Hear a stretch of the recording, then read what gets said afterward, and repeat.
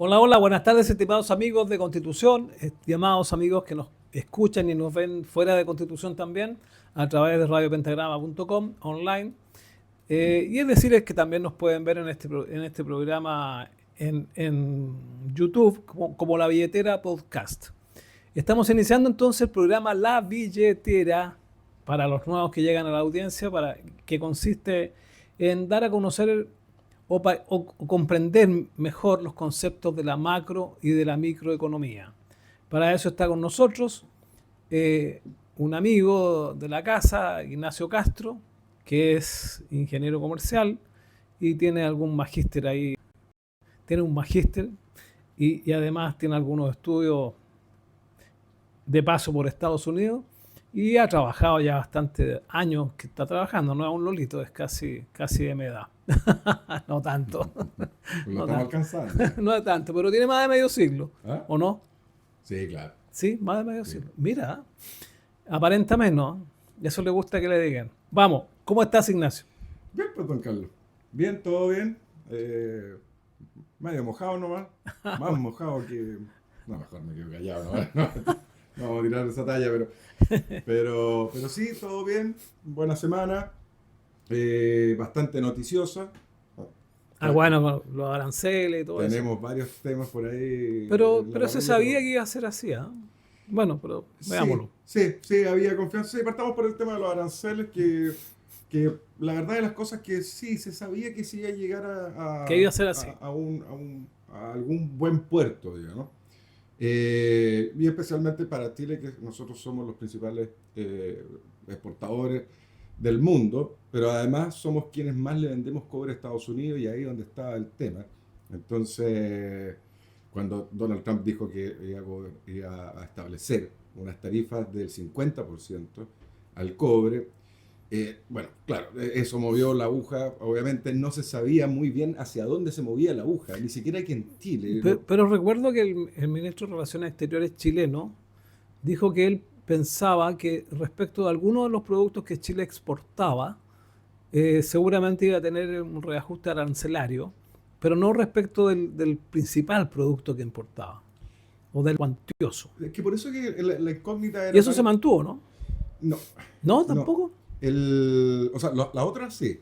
Pero, Sí, po. pero, a ver, Chile quedó con un 10% de aranceles para todas las exportaciones que hagamos a Estados Unidos. Todo lo que entre a Estados Unidos que venga de Chile tiene un 10%, excepto el cobre. Ahora, el cobre quedó en cero, Pero no todo tipo de cobre. pero no todo tipo de cobre, exactamente. Entonces, ¿cuáles fueron los tipos de cobre que no quedaron, que quedaron con un arancel muy alto? Son básicamente los productos terminados de cobre. Qué sé yo, los alambres, ese tipo de productos que se llaman semiacabados. Sí, esos entran con un arancel bastante alto porque hay manufactura, hay capacidad de manufactura en Estados Unidos para poder producir ese tipo de productos. Pero todo lo que es. Y aquí quiero aprovechar de explicar algo, para que los auditores, más o menos cultura general para los auditores, pero es bien importante porque mal que mal la mitad de lo que exporta Chile es cobre. Y el cobre tiene como tres grandes formas de venderse, digamos. Está el concentrado de cobre, están los productos, el cobre refinado, y están lo que estábamos hablando recién, que son los semiacabados. Chile básicamente exporta tanto concentrado como refinado, y en una proporción más o menos igual, pero el concentrado subiendo. ¿Qué es lo que es el concentrado? Porque uno dice concentrado de cobre, debe ser solo cobre eso. No, el concentrado de cobre, auditor, imagínese Una palada. una montaña de tierra, una, Una palada. una palada de tierra, pero esa tierra, que uno ve básicamente tierra, sí, eso es lo que uno ve, pero esa tierra tiene un porcentaje si no mal recuerdo, un 29% de cobre en ella.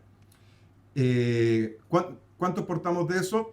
Más o menos la mitad del cobre que exportamos en este minuto se va así. Chile produce alrededor de O 5.300.000 sea, toneladas. de la tierra, de la montaña al buque. Es no, hay un proceso ahí para que quede concentrado. No, no, no. Ah, Sí, ya. sí, sí. No, Como no, no. mezclan la tierra. Sí, claro. O sea, por ejemplo, un yacimiento con una buena ley debe ser de alrededor del 1%. Ah, Y esa tierra que nosotros exportamos va con un 29%. Hay un proceso ahí. La otra mitad del cobre que exportamos es cobre refinado. Y el cobre refinado son los famosos cátodos de cobre, en donde ya es cobre al 99%. Ahora, se habla mucho también de por qué Chile exporta tierra y concentrado de cobre al 29% y no lo sigue elaborando para darle mayor valor agregado. Y aquí yo quiero explicar algo porque eso es un mito y lamentablemente los políticos abusan de ese mito, en donde no, que el cobre, nosotros tenemos que darle valor agregado y casi nosotros deberíamos estar exportando alambres, chips y etcétera, etcétera. Bueno, el gran valor agregado que existe en la minería del cobre es la extracción. ¿Por qué? Porque en la extracción el cobre está en la tierra. Por ejemplo, con lo que comentábamos recién, un yacimiento al 1%, al 0,8%, pero el cobre está ahí. Y ese cobre que está ahí tiene valor cero, si es que sigue ahí. No tiene ningún valor comercial. Extraerlo genera una cantidad de valor agregado, pero prácticamente infinito, porque estamos dividiendo por cero. Así que ahí es donde se produce el gran valor. Desde el concentrado de cobre, que es esta montaña de tierra, o este cúmulo de tierra que tiene un 29% de cobre, para pasarlo a que sea refinado, es carísimo, se necesitan infraestructuras tremendamente grandes, se necesitan líneas de abastecimiento absolutamente continuas, y el valor agregado es muy, muy bajo. De hecho, ¿cuáles son los grandes, qué países son los grandes refinadores de cobre? Bueno, el principal es China. Ellos tienen eso. Y efectivamente para ellos no genera mucho valor el refinarlo y transformarlo en cátodos y etcétera, etcétera. Porque ¿a dónde está el valor para ellos? Es la utilización final, en el semiacabado. Es cuando producen los chips, cuando producen los cables para fabricar, qué sé yo, vehículos, los autos. Ahí es donde está el valor agregado. Como decía, en este minuto Chile produce más o menos la mitad. La mitad de cobre concentrado, la mitad de cobre refinado. ¿La tendencia es que siga igual? No. La tendencia es que siga aumentando el cobre concentrado. De hecho, se espera en unos 10 años y es más. el que no tiene arancel nuevo, digamos. Claro, y ninguno de los dos. El Ah, refinado, ninguno de los dos. de hecho, nosotros le exportamos a Estados Unidos prácticamente solo cobre refinado, el cátodo de cobre. ¿Y quién produce eso? Básicamente es Codelco. Codelco tiene sus plantas de refinamiento y toma el concentrado, lo transforma en refinado, en cátodo, y uno de sus principales clientes es efectivamente de Estados Unidos. ¿Qué es el cátodo? Se le llama cátodo como esa típica plancha que es bien icónica, que es como esa plancha que está colgando, que es 99,9% cobre. Ahí cuando uno ve esa plancha roja, en los camiones, por ejemplo, que la transportan en unos soportes de madera. Es como una plancha de fierro, Es digamos, como una plancha de fierro, exactamente. de apariencia. Exactamente, exactamente. Así que bueno, Estados Unidos determinó de que no iba a cobrar, de que no iba a imponer tarifas a ese tipo de cobre. Así que consecuencias Nos salvamos. sí, consecuencias para Chile. Como decía, no se sabía mucho para dónde iba a ir este tema, porque Estados Unidos se está disparando en los pies al establecer un 50% de arancel a un cobre. Digamos que Estados Unidos, por aquí tengo la cifra, Estados Unidos demanda demandan ellos necesitan para sus empresas alrededor de 1,5 millones de toneladas de cobre. De esas 1,5, ellos tienen que importar 926.000. Y de esas 926.000, o sea, estamos hablando de, ellos producen alrededor de 500 toneladas, ¿no? Nada más. Entonces, si ponían este impuesto, este arancel, esta tarifa, iba a aplicar sobre 1.000.000 de toneladas, por la importación de 1.000.000 de toneladas, y eso encarecía toda la cadena de producción que sigue desde ahí en adelante. Así que la verdad de las cosas es que aquí en Chile no se sabía mucho para dónde iba el tema. A donde tuvo repercusiones fuertes fue en el precio internacional del cobre, y particularmente del cobre futuro, que es más especulativo.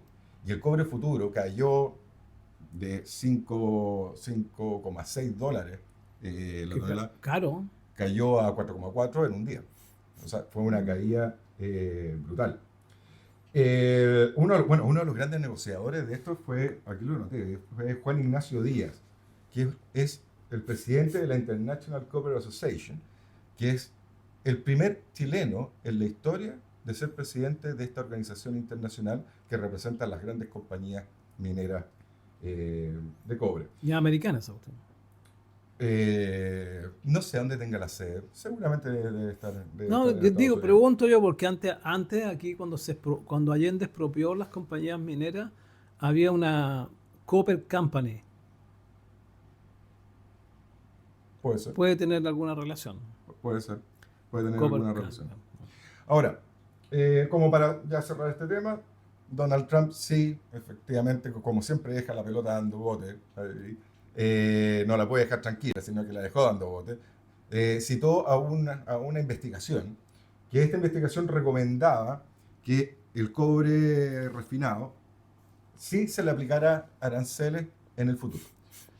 Un 15% para el año 2027 y un 30% para el año 2028. Vamos a ver qué sucede. Pero la verdad de las cosas es que sí hay que estar ojo con eso, porque en este minuto hay 15 proyectos de cupríferas, 15 proyectos de empresas mineras para producir en total casi 900.000 toneladas. Acá en Chile. No, en Estados Unidos. Ah, En chupá, Estados Unidos. estamos De fritos. hecho, uno de esos Estábamos proyectos fritos. es de Antofagasta PLC. Mineras. ¿Sí? Es de ella, es de los Luxi. Y claro, esperan producir entre todas 900.000 toneladas, que es más o menos lo que Estados Unidos necesita. Ocupa. Y todos esos proyectos estarían entrando en producción alrededor de 2029, 2033. Está vuelta a la esquina. Básicamente sí.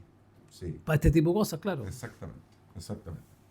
Así que bueno, y como estábamos hablando antes, quedamos con el 10% para todo lo demás, que, bueno, antes teníamos 0, ahora tenemos un 10, pero nos deja en una posición competitiva con el resto del mundo bastante buena. Qué sé yo, hay otros países que están llegando, de hecho, por ejemplo, Noruega va a tener que llegar con sus salmones bastante más caros que nosotros. Entonces, por lo tanto, va a ser algo que no nos va a afectar. Y de hecho, O sea, puede que nos va a nos afectar de beneficie. forma positiva, digamos. Puede que nos beneficie, exactamente. Sí, no puede pegar por el lado contrario, porque cualquier aumento en los precios, porque un arancel aumenta el precio al consumidor, y un aumento en los precios podría significar una disminución de la demanda. Por lo tanto, claro, podríamos vender menos, pero podría suceder eso. Así que eso O sea, con los Estados aranceles. Unidos Trump está cumpliendo lo que le había ofrecido a sus votantes. Sí, claro. Que todas las empresas norteamericanas produzcan dentro de Estados Unidos y no fuera de Estados Unidos, para no estar dependiendo de otros países. Por eso que está retornando, todas las empresas están retornando, muchas empresas a Estados Unidos. Sí. Y que no se Y no ser confunda. dependiente, no quiere seguir siendo dependiente de otros países, digamos. Sí. Y que no se confunda con esa política de sustitución de importaciones que tan mal nos fue con ella en la década de los 50, 60 y parte de los 70. Esa política cepaliana en donde apliquemos tarifas, apliquemos aranceles a todos para incentivar la industria nacional. No hay que confundir esto con lo que está haciendo Donald Trump en Estados Unidos, porque en Estados Unidos mucha industria se vio perjudicada por desbalanceos arancelarios que existían en el mundo contra Estados Unidos. Entonces, y una de ellas fue la gran minería del cobre, en donde ya no existía mucho incentivo, porque en otros países la competencia era desleal. Entonces, lo que está haciendo Donald Trump es emparejar la cancha en ese sentido. Ahora, a Trump se le pasa la mano de repente con ciertas cosas, claramente se le pasa la mano, le gusta hablar fuerte, le gusta entrar fuerte después para poder salir. Así que bueno, pero como decía, quedamos en una buena posición. Está bonita la lluvia, ¿eh? Si sigue así va a llover. Sí, temporal este. Así que eso.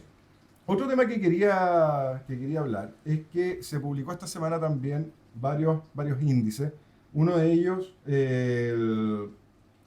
primero partamos por la TPM, por la tasa de política monetaria, que el Banco Central chileno la bajó de 5 a 4,75, que es la primera baja que se produce en el año.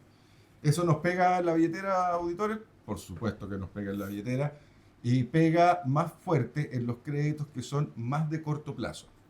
Es decir, Consumo, digamos. claro, partiendo por la línea de crédito, por la tarjeta de crédito, por los créditos de consumo.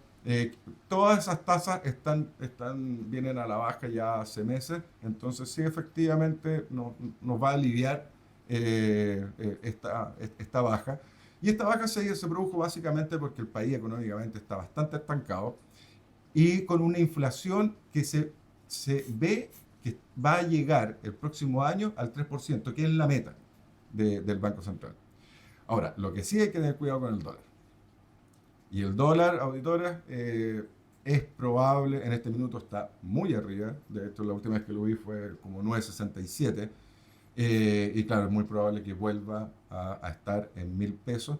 ¿Por qué? Bueno, por varias razones, partiendo por el estado de la economía, el comportamiento del cobre también pega, pero hay algo adicional. Nosotros bajamos nuestra tasa de política monetaria, nuestra tasa de interés. Nosotros la bajamos, pero Estados Unidos no, la mantuvo. En este minuto nosotros estamos en 4,75 y Estados Unidos está en 4,5. Entonces acá, por ejemplo, piensen ustedes, auditores, que ustedes tienen una plata y la quieren invertir. A 4,75 aquí en Chile o 4,50 en Estados Unidos.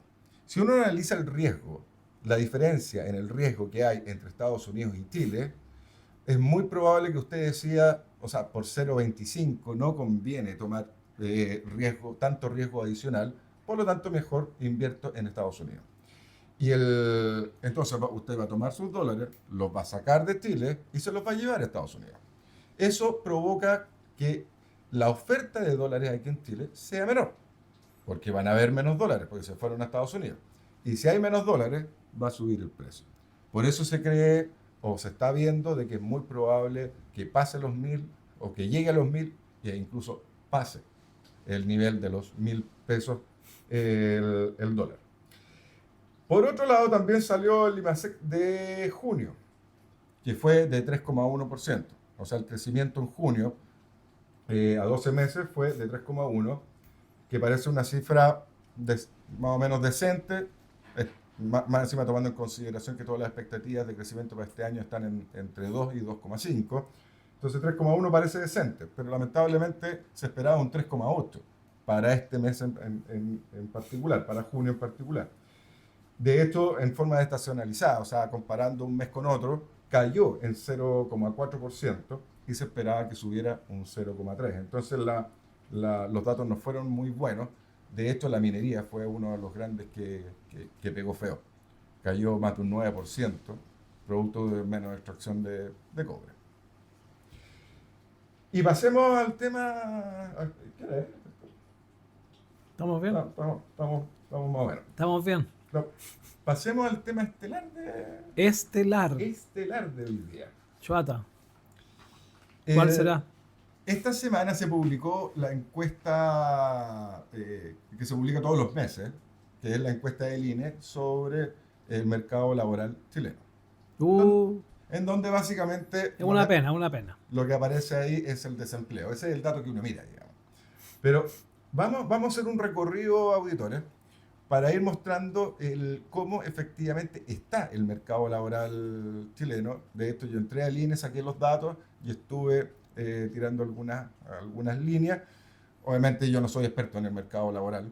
Me estuve guiando por un gran economista que es David Bravo, que es un economista de la Católica, que él sí que sabe del mercado laboral. Entonces me guié por las cosas en donde él ponía énfasis. Y bueno, algunas conclusiones. Nos va a tomar la pausa entre medio, pero algo que quiero dejar claro es lo delicado que es el mercado del trabajo y lo perjudicial el fuerte impacto que tienen las políticas económicas de los gobiernos cuando se meten en el mercado del trabajo. Aquí estamos hablando de que nosotros tenemos un mercado del trabajo. Si Estados Unidos es totalmente libre, en donde si una persona quiere contratar a otra, entre ellos dos redactan un contrato, lo firman y ya está. Y ahí en ese contrato ellos ponen las condiciones, que ese digamos, podría ser un extremo, y las consecuencias son que Estados Unidos tiene pleno empleo y gran parte de su historia, especialmente la más reciente, ha estado ahí con pleno empleo. El, Voy a explicar rápidamente qué es lo que es el pleno empleo. El pleno empleo es cuando todas las personas tienen trabajo. Ahora, hay un porcentaje que no tiene, pero ese porcentaje se debe a que, no sé, pues, por ejemplo, si yo vivo aquí en Constitución y no tengo trabajo en Constitución, por ejemplo, pero hay un empleo en La Serena, claro, yo no lo voy a tomar, voy a seguir desempleado, porque no está en mis proyecciones cambiarme de ciudad. Entonces, ahí ya hay un elemento, hay un mínimo, y por eso Estados Unidos está en este minuto en, si no me equivoco, en 4,3% de desempleo. Nosotros estamos en 8,9%. O sea, nosotros tenemos más del doble del nivel de desempleo que Estados Unidos. Y como decía, cuando se meten los gobiernos en el mercado del trabajo, es muy común que queden embarradas, como lo que está pasando ahora, después de años y años perjudicando el mercado laboral. Bueno, más grave es la situación del mercado laboral respecto a las mujeres, po. Es Es más bastante más alto, grave, sí. es como el 10%, no por ahí, ¿no? Así es. Así es bastante más grave. A ver, cifras gruesas, el desempleo aquí en Chile llegó a 8,9%, En general. el general, y en ese 8,9% se divide en un 8,1% los hombres y 9,9% las mujeres. Estamos hablando de 910.000 compatriotas sin trabajo en este minuto en el país. ¿Qué es lo delicado de esto? Que llevamos 30 meses con este indicador por sobre el 8%. 30 meses, o sea, ya son 2 años y medio con un desempleo altísimo, altísimo. Y en el caso de las mujeres, ese mismo periodo de 30 meses, pero no es sobre el 8, es sobre el 9% en el caso de las mujeres. Pero me llama la atención eso porque yo recuerdo que los gobiernos de la señora Bachelet y este gobierno recalcan mucho su situación de feminismo. Son gobiernos feministas, digamos. Color turquesa, pues. Sin embargo, sin embargo, sin embargo, la mujer ha perdido una cantidad de empleos gigantesca. No, eso es brutal. Si tenemos más de 900.000 cesantes mujeres. No, sí, es tremendamente grave la situación de las mujeres, en donde incluso su tasa de participación, que también vamos a hablar de ese tipo de cosas, pero su tasa de participación es bajísima aquí en Chile. Ya, lo dejamos para la segunda pata, vamos a comerciales, unos minutitos solamente y volvemos con la billetera en Radio Pentagrama de Constitución.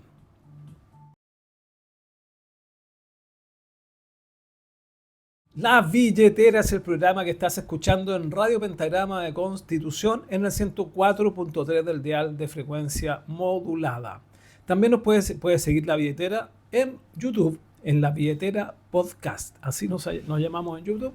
O ahora nos puedes ver y escuchar a través de radiopentagrama.com. Y también queda grabado en el fanpage de Radio Pentagrama en Facebook. Así que si se perdió el programa, nos puede ver más adelante, tanto en YouTube como en el FaceTime. O si de repente no alcanzó a entender algún concepto, También, claro. también lo puedes revisar ahí en YouTube y pues está siempre disponible. Oye, agradece que te dejo pasar varios conceptos, porque si no sería una lata estar explicando todos los conceptos que usas. O sea, el significado de algunas palabras técnicas. Sí, Yo te conté una vez que un profesor en la universidad, una vez en primer año, nos dijo: miren amigos, miren niños, dijo. Éramos todos de 20 años, miren niños. Las carreras no son más que un vocabulario diferente. Y tiene gran parte de razón. Sí. Y especialmente los abogados. Claro. Oiga, sigamos con el empleo, pues. ¿Cuál es el promedio de la OCDE, más o menos? Como tasa de desempleo. ¿Sí? mm, Yo sé que es eh, menos del 8, pero... es que no tiene mucho sentido Pero ellos tienen ese dato, porque todo va a depender de las políticas, como un poco lo que explicaba de Estados Unidos, que en Estados Unidos es muy libre el tema de la contratación y la descontratación, por supuesto, versus, por ejemplo, el otro polo, Francia. En Francia, donde está absolutamente todo regulado en el mercado laboral. Absolutamente todo. Entonces, en el caso de Francia, claro, hay un desempleo. Siempre cuando está más regulado va a haber más desempleo. Siempre va a haber. ¿Por qué? Porque los empresarios van a tratar de evitar a toda costa la contratación. En cambio, cuando el tema es más libre, no es, valga la redundancia, no es un tema para el empresario a contratar. Porque si se equivoca, si no le va bien, es muy fácil descontratar. El caso de Francia es el polo opuesto. Y bueno, entonces comparar las tasas de desempleo entre ambos, entre Estados Unidos y Francia, es un poco, no muestra mucha información, la verdad de las cosas. No dice nada. No dice mucho. Pero en todo caso, la tasa de desempleo en Europa es en este minuto, si no mal recuerdo, está en 6,7%, y Europa está bastante bien en ese sentido, siendo de que pasó un largo periodo con crecimiento cercano a cero, tiene que haber, O menos. o negativo. Como actualmente Alemania y Francia tienen menos 3,5%. ¿No? Pero sin embargo, el mercado del trabajo está bastante dinámico para los euroestándares, por decirlo de Mira. alguna forma. Oye, es bueno tal vez dar a conocer, no tal vez, es bueno dar a conocer cómo se transa el trabajo en Estados Unidos. Porque tú ves que tienen pleno empleo, pero hay absoluta libertad entre trabajador y empleador. Eso sí, hay un parámetro de cuánto se paga por hora, ¿no es cierto? Tiene un valor la hora, no recuerdo en este momento cuánto es. Y por ahí se va barajando los valores. Los profesionales, esa hora es un poco más cara, y los que no tienen ninguna profesión, hay un valor estándar, que por decir algo, no recuerdo el cuánto es, $25 la hora, por decirte algo. Entonces todos transan con ese parámetro, digamos. Y los profesionales, sí, $50 o más por la hora. Bueno, de hecho, en Estados Unidos también existe sueldo mínimo. Sí, pero no. El tema es que nadie lo gana. Y nadie sabe cuánto es tampoco. Depende del estado, pero sí como en promedio debe andar alrededor de los $7 la hora. Pero claro, muy poca gente gana ese sueldo. Es prácticamente un sueldo mínimo que está ahí, que se utiliza de repente como parámetro para la población migrante, por ejemplo, para la agricultura, para las cosechas, en donde se contrata gente por la época de cosecha. Y claro, ahí hay una referencia más o menos de cuánto. Pero ganan más. Sí. Como digo, ahí en Estados Unidos, Yo, el porcentaje que gana el sueldo mínimo es mínimo. yo conocí varios latinos que trabajaban en la zona de California, que tiene mucha agricultura, fruta, qué sé Sí, yo. claro. Recuerdo que el gobernador de California, creo que lo comenté aquí una vez, era Arnold Schwarzenegger, y dijo que la cortaran con estar importando fruta chilena, porque le hacía la competencia a los agricultores californianos. Claro. Bueno, California es más grande que Chile, pero y mucho más plata también, y más industria, y más de todo. Pero que lo dijera el gobernador, para mí fue como una patada en la guata, porque me gustaba Schwarzenegger, hasta ahí, hasta ahí nomás. Bueno, sí, que los políticos tienen que hacer ese tipo de cosas, Bueno, defender, porque además que efectivamente o sea, nosotros somos un punto al lado de California. Sí. Al lado de Estados Unidos ya no existimos, pero al lado de California nosotros somos un puntito chico. Pero de repente somos buenos para hacer ciertas cosas. Claro. Y una de las cosas era la fruta. Claro, porque por la cuestión de la temporalidad, digamos. Ellos están en invierno cuando nosotros estamos en verano. Bueno, pero además de eso, quería decirte que cómo lo hacen allá y para provocar el pleno empleo. Yo voy a hablar contigo, Ignacio. Tú lo sabes también cómo es. y te digo, yo puedo hacer este trabajo, págueme $20 la hora. Y tú me dices, sí, no hay problema. Te pago los $20 la hora, te liquido una vez por semana, Es muy común semana. Sí. una vez por semana, y vacaciones sin vacaciones. Puede ser. Sí, claro. Y la gente lo acepta eso. Y cuando quiere salir de vacaciones, sencillamente se retira. Se retira de la pega y se va de vacaciones y después vuelve porque sabe que va a encontrar otro empleo. Así es. Por lo menos con las mismas entradas, digamos. Es así de simple y es absolutamente entre dos personas, empleador y empleado. Y punto. Sí, Y se exactamente. fijan el sueldo, se fijan si van a tener vacaciones o no van a tener vacaciones, etcétera, etcétera, etcétera. ¿Ah? Un poco de la mano de lo que conversábamos en el programa pasado, cuando estábamos hablando de... O sea, los gringos no tienen de idea de Madoff. cuáles son las normas que rigen esta cuestión. Ellos se rigen por esta forma que han tenido toda la vida, digamos. Sí, es que es la cultura norteamericana en donde lo que más prima es que el Estado no se tiene que meter en las cosas privadas. En las cosas privadas, la libertad individual. Exacto. Pero es interesante que con este sistema en que tú llegas a transas con el empleador un valor de tu trabajo, más encima pides que me paguen todos los miércoles, por decirte algo, esto provoca pleno empleo. Y donde está más reglamentado, hay más desempleo. Efectivamente. Entonces, eso es lo que nos llama la atención en países como Chile. Efectivamente. Y lo otro positivo que tiene la flexibilidad en el mercado del trabajo es que cuando vienen crisis y las empresas se ven complicadas, porque ya no están vendiendo lo que vendían antes, porque se tienen que achicar, para Estados Unidos es muy fácil acomodarse a esa nueva realidad.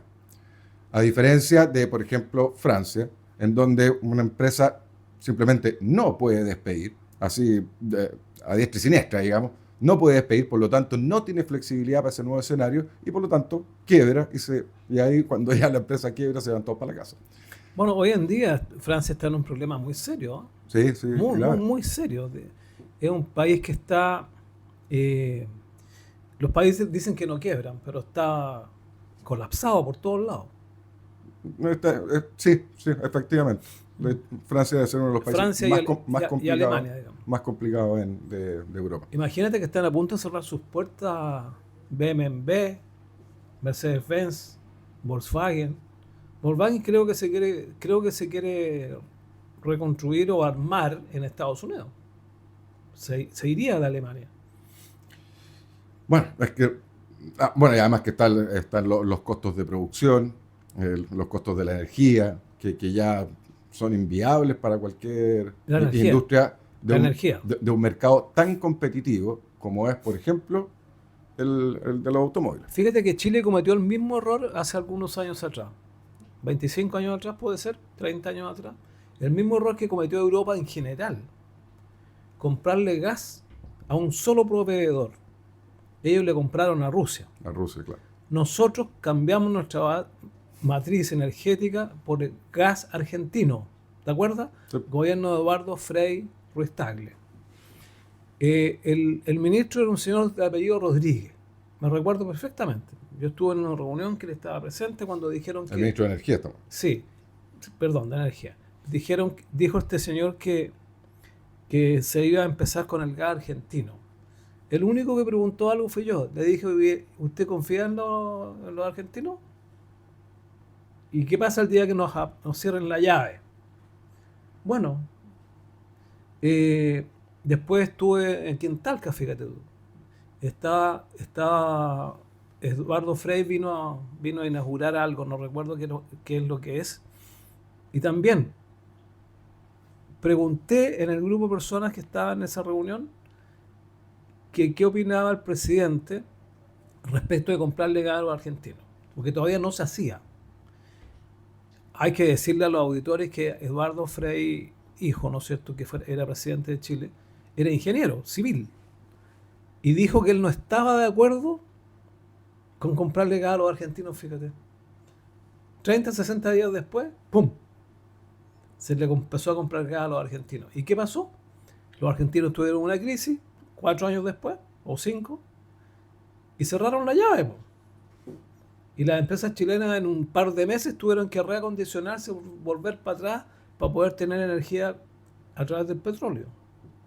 Sí, claro. Bueno, y eso también originó Una pérdida tremenda. construcción del puerto, que no recuerdo dónde está ese, que es un puerto para recibir gas, y lo tuvimos que empezar a importar. Y bueno, y Argentina siguió con su política de fijar precios, y uno de los precios que tenía fijado era el gas. Y como estaba fijado, y los costos eran mucho más altos que ese precio fijado por el Estado, no incentivaba ni a nuevas empresas a hacer perforaciones, a buscar gas, ni a las existentes tampoco, porque sabían que mientras más gas vendían, más plata perdían. Y tuvieron la pachorra de decir, no, no, ya se acabó esta cuestión, nosotros tenemos que arreglar nuestro problema. Sí, claro. Y nos fregaron a nosotros. Sí. De hecho, hubo momentos que no fueron pocos, que nosotros le terminamos vendiendo gas a Argentina. Porque nosotros recibíamos los buques con gas, los inyectábamos al sistema, y por el famoso gasoducto que se construyó en el gobierno de Eduardo Frei Ruiz-Tagle, le enviamos gas y ahí ellos se abastecían. Bueno, para que vean ustedes cómo se teje esta cuestión de la energía. Y los Sí. europeos, dependían y dependen todavía del gas ruso, Y que ahora los europeos, en general los países más reconocidos y más importantes por tradición, ahora quieren seguir apoyando a Ucrania contra Rusia. Por eso Rusia les cerró el gas, Sí, claro. en un porcentaje solamente, no completamente. Porque el día que lo hace completamente, sencillamente Europa... No, sí, de hecho fue Estados Unidos el que salvó los muebles Claro, ahí porque le Europa, empezó a exportar gas claro, a Europa. si Rusia les cierra completamente la llave, tienen que hacer sus maletas y cerrar el país, porque se quedan sin materia energética. Más o menos. Sí. O sea, esta es una atrocidad lo que hicieron. Si los países no pueden entregarse a otras potencias. Nosotros estamos cometiendo el error actualmente. Con Nos China, salimos sí, de claro. la potencia del imperialismo norteamericano y nos metimos en el imperialismo chino, que es mucho peor, mucho más tirano. Y hoy día la economía chilena depende en un 45% y subiendo de los chinos. Sí, Entonces, sí, en todo caso, Entonces aquí los que alegaban que el imperialismo norteamericano, ¿por qué no alegan ahora del imperialismo chino? no, y es que además sucede otra cosa, porque este famoso imperialismo norteamericano tampoco no es tal, porque Claro. no es tal, porque, ok, el país es grande, pero lo que tiene de imperialista es por sus ideas. Entonces todo Occidente comulga con esas ideas. Entonces cuando uno está afiatado a un país como Estados Unidos, en el fondo uno está afiatado a todo Occidente. Uno llega bien a cualquier parte, a Europa, a Estados Unidos, a Centroamérica, al resto de América, todo lo que es Occidente, todo lo que conocemos como Occidente. A diferencia de China. China es un país y es lo que es y no es más. De hecho, sus vecinos, bueno, excepto Vietnam, que también es comunista, pero también bastante pragmático, igual que China, pero todos los países del sudeste asiático, vaya que lo pasan mal con su vecino China. Entonces, amarrarse a China o afiatarse a China es afiatarse a esas fronteras, a un solo país. A diferencia de lo que pasa con Estados Unidos, que es a todo el mundo occidental y el mundo oriental del Asia Pacífico. Por eso te digo, es un problema esto, pero lo que trato de decir es que los países no pueden depender de un imperialismo. No. Todos sabemos que las personas tienen que poner los huevos en distintas canastas. Tú no puedes poner todos los huevos en una puta canasta. Sí. De hecho, bueno, esos son Se quiebra la canasta, se quiebran los huevos y te quedas sin nada. Sí.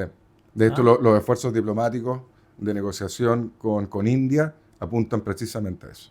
Claro, por supuesto. A diversificar nuestra... Ustedes saben que hoy día la economía india es la quinta del mundo, más o menos. Está por el quinto lugar. Creo que sí. O sea, India va a superar a China a mediano plazo. De aquí a entre 5 y 10 años, acuérdate lo que está pasando, porque está subiendo a una velocidad muy grande, digamos, muy rápida. Sí, no sé. En China se ve bastante promisorio en la India, siendo que son muy proteccionistas, y burocráticos, como ellos son. Sí, pero le ha dado resultados, porque con la cantidad de personas que tienen, Claro, sí, tienen claro. más que los chinos. Entonces, pero nosotros deberíamos tener cuidado. Si el país no puede depender de otros países para todo. Naturalmente algunas cosas las necesitamos, como son los productos terminados, qué sé yo. Pero no podemos depender de todo, para todo. Si esa es una mala política. Fíjate que Estados Unidos se dio cuenta de eso. Y por eso es que ahora están haciendo el asunto de los aranceles. Para poder producir dentro de Estados Unidos y ganar tiempo, para poder producir todo lo que estaban produciendo afuera. Empresas norteamericanas, más encima. O con Sí, capitales norteamericanos. Entonces, sí, dice, no, ¿cómo? Estamos dependiendo de lo que producimos nosotros mismos afuera. Este es un chiste. Lo producimos en China, lo producimos en Taiwán, lo producimos en Corea. ¿Cómo es esto? sí. Bueno, además que Estados Unidos se sustenta, Estados Unidos en el fondo se sustenta en sí mismo. O sea, Claro, por supuesto. de esto, o sea, un buen indicador es que las exportaciones de Estados Unidos son alrededor de poquito más del 10% De su producto. de su producto, de su PIB, que no es PIB en el caso es PNB, pero es más o menos un poquito más del 10%. Bueno, Y en el según, caso de Chile, nosotros exportamos un tercio de lo que producimos, 3 veces más que Estados Unidos. Y China es más o menos igual. Entonces, claro, uno ve la economía de Estados Unidos y se sustenta sola. Claro. claro, bueno, es el único país del mundo que puede funcionar sin la ayuda de ningún otro país externo. Básicamente. Sí. Básicamente, es el único país, el único. Y además de eso, ahora están más encima devolviendo las industrias. Es un ejemplo. Nosotros no debiéramos depender de otros países. Negociamos con todo, pero no Sí, podemos claro. depender de un país. ¿Ah? Y el problema es que el imperialismo chino es un imperialismo a la antigua, tradicional. Todas las platas chinas que entran a Chile vienen comprometidas. Tú no puedes ocupar esas platas, por ejemplo, los insumos para esa empresa. Esos insumos tienen que ser chinos. No permiten que sean de otra nacionalidad. Entonces, Así es. traen todo entrelazado. Y Sí. eso naturalmente nos está acarreando problemas en el sentido que ya tenemos el 45% entregado a los chinos. ¿Mm? Y eso es lo peligroso. El día de Es mañana nos complejo. cierra la llave. Sí, es complejo. ¿Y qué vamos a hacer? Sí. ¿Qué vamos a hacer? Exactamente. No se puede Exactamente. hacer esto. Oiga, como para terminar con el tema de la encuesta INE y el empleo. Estamos hablando de cifras de desempleo aquí en Chile bastante altas. ¿Cuánto nos queda? Nos queda un Nada. poquitito. Cinco Bastante minutos. alta. Todo esto hay que mirarlo, acuérdense lo que dije al principio, cuando se mete el Estado en el mercado del trabajo, deja las embarradas más o menos grandes. Estamos con un alto nivel de desempleo y estamos con un alto nivel de desempleo con un país que no ha enfrentado ninguna crisis, no ha enfrentado, gracias a Dios, ningún terremoto, Ninguna guerra. ninguna guerra. En el mundo tampoco hay grandes crisis, el mundo está caminando tranquilo. Entonces, ¿qué ha originado el estancamiento y la situación terrible actual del mercado del trabajo? Única y exclusivamente las políticas públicas de los gobiernos de turno. Porque si empezamos a sumar las 40 horas, El mínimo. el sueldo mínimo, la ley Carín, la reforma a las pensiones, todo ese tipo de elementos empiezan a encarecer el mercado del trabajo. Y bueno, y de hecho, si uno suma las grandes ideas de estos grandes pensadores que tienen en este minuto, la negociación ramal, el sueldo vital, una dirección del trabajo total y absolutamente ideologizada, el cambiar el CAE por el FES, que se transformaría, la cuota actual del CAE se transformaría en un impuesto al trabajo. Entonces, como que ya el empresariado como que ya tiene internalizado, estamos hablando del empresariado, los pymes, etcétera, etcétera. Sí, sí, aquí no estamos hablando del gran empresario, no, estamos hablando de la persona que tiene su panadería, su carnicería y tiene contratado a 2 o 3 personas. Ya tiene internalizado de que contratar a una persona no es que sea caro, es un riesgo para su propio negocio y por lo tanto no está contratando. Y revertir eso va a costar mucho. Mire lo que pasó. Voy a, y con esto, si no, vamos a alcanzar a ver todo lo que traía preparado, pero yo quiero mostrar algo porque salió la noticia de que en un año se habían creado 141 empleos y lo quiero explicar, porque suena hasta ridículo. ¿Cómo en un año se iban a crear 141 empleos? Eso es imposible. O sea, que en Constitución se crearon más. Entonces, por eso que lo quiero explicar. Dentro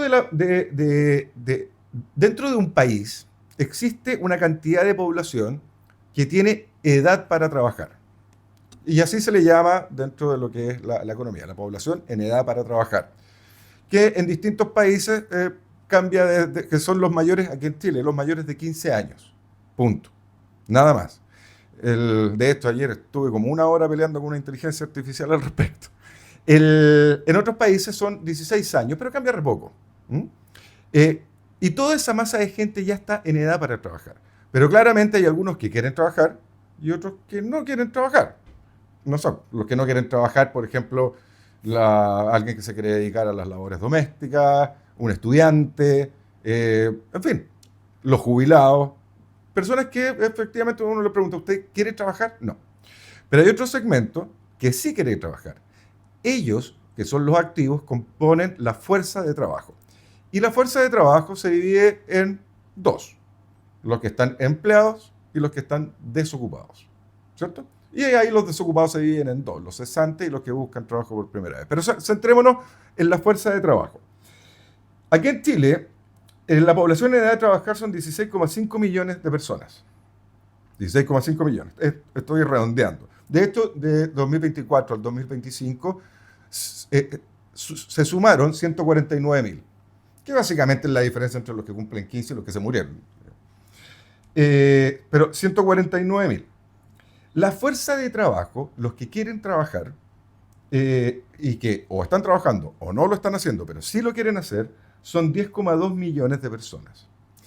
Esas 10,2 millones aumentaron entre el 24 y el 2024 y el 2025, aumentaron en 60.936. Hay 60.936 personas más este año que quieren trabajar. Es bajísimo este número, ¿no? Pero eso es más. Ahora, ¿qué pasó con los 88.000 que entraron a la edad de trabajar? No quieren trabajar, simplemente. Por otro lado, los desocupados aumentaron en 60.795 personas. O sea, gente que tenía trabajo y ahora no lo Y tiene. ahora no lo tiene. 60.795. Si uno resta los que se sumaron a la fuerza de trabajo, que son 60.936, a uno le resta los desocupados, los que perdieron el trabajo, digamos, 60.795, nos da que en un año nuestra economía solo pudo crear 141 empleos nuevos. ¿Y cuánto requiere un país como el nuestro con 18 o 20 millones de personas? Aquí en Chile... Más de 141, naturalmente. Sí, claro. De hecho, la fuerza de trabajo, una economía saludable como la... O sea, como la nuestra. si la economía chilena fuera saludable, deberían estar entrando a la fuerza de trabajo alrededor de 120.000 personas cada año.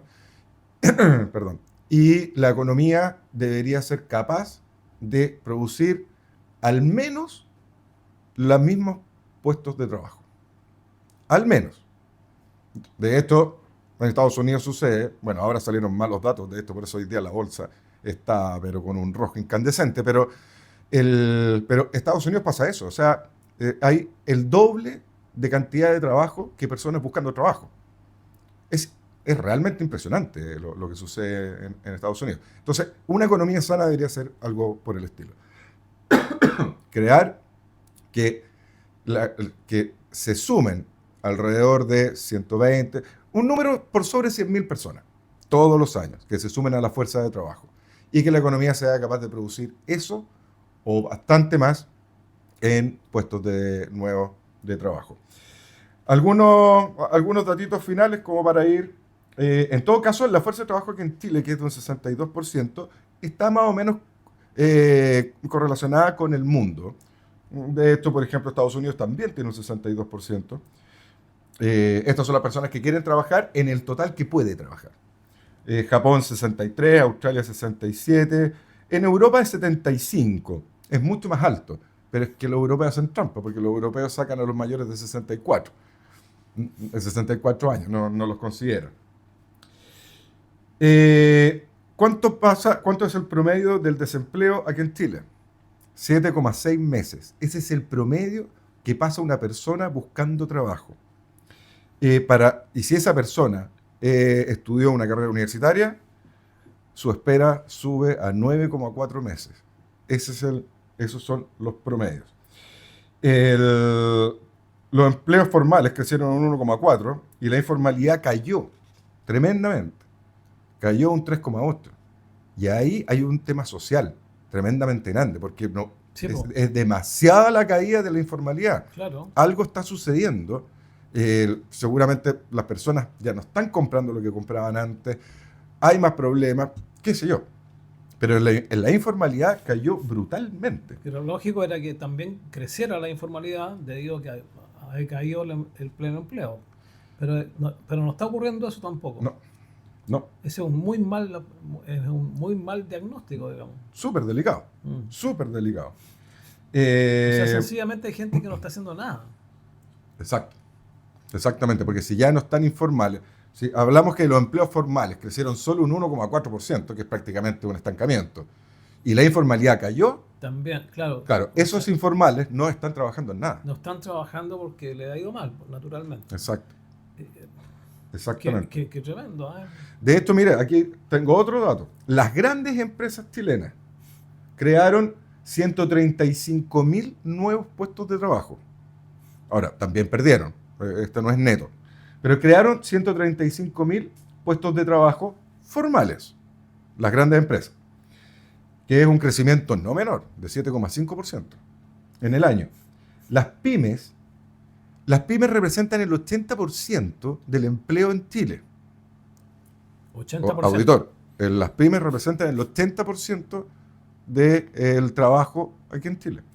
Bueno, las pymes crearon en todo un año solo 46.000 nuevos empleos. Un tercio que las grandes empresas.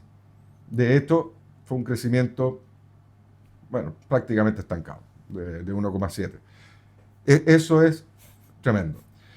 Y otro dato, en 2000 aquí vamos a hablar de las personas que están sobrecalificadas para un trabajo. Una persona puede estar directamente calificada, puede estar subcalificada para un trabajo o sobrecalificada. En 2017 los sobrecalificados o los sobreeducados eran el 10%. El año pasado se llegó a un 15,3%. Y el aumento de los desocupados del segmento con educación universitaria creció en un solo año un 30%. Ya. Un 30%. Entonces no voy a ir a la universidad. Traje los datos, sí, eso mismo, está conveniendo no ir a la universidad. Aquí tengo los datos de Maule, solo para terminar. Aquí en la región del Maule cayó los desocupados, digamos, la cesantía, cayó y cayó fuerte, cayó de 9,1 a 8,1. Pero lamentablemente le debo decir de que no es por creación de empleo, sino que porque hubo una drástica caída en la fuerza de trabajo aquí en la región del Maule. Mira, bueno, tenemos que terminar, estamos pasados 9 minutos. Y aquí nos están mirando feo hace rato ya. Así que nos tenemos que despedir, Ignacio. Nos están echando, pero sí, con fuego. con lluvia y viento. Exactamente.